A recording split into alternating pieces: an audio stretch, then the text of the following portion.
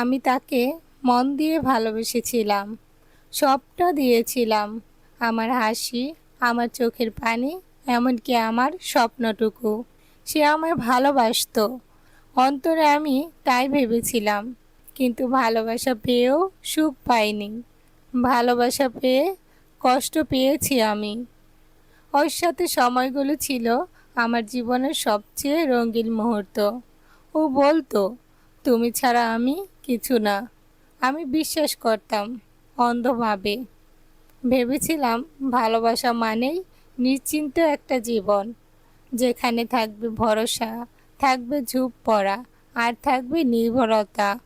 কিন্তু দিনে দিনে বুঝলাম ভালোবাসা থাকা মানেই সব পাওয়া নয়। ও ছিল, কিন্তু ওর মনটা আমার ছিল না। ওর মন ছিল কাজে, বন্ধুতে, মোবাইলে। শুধু আমি ছিলাম শেষ প্রাধান্যে। আমি সব কিছু মেনে নিয়েছি, ওর ব্যস্ততা, ভুলে যাওয়া, সময় না দেয়া। আমি শুধু চাইছিলাম সে একবার আমার চোখের দিকে তাকিয়ে বলুক, তুমি কেমন আছো। ভালোবাসা পেয়েছি, হ্যাঁ, কিন্তু সেই ভালোবাসা ছিল না যত্ন, ছিল না অনুভব।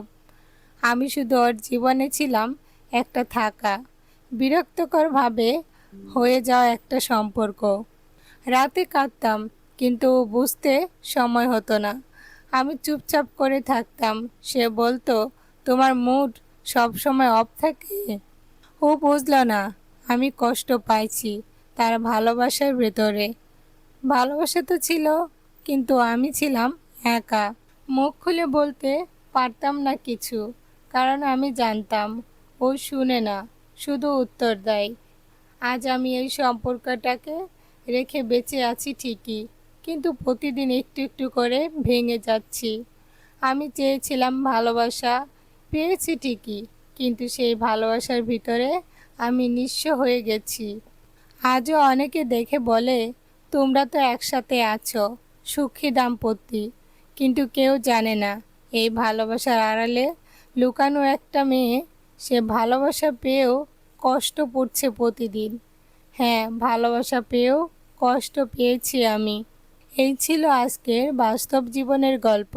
যদি এই কষ্ট আপনার হৃদয় ছুঁয়ে যায়, তাহলে চ্যানেলটি সাবস্ক্রাইব করুন ভাঙা মন অফিসিয়াল।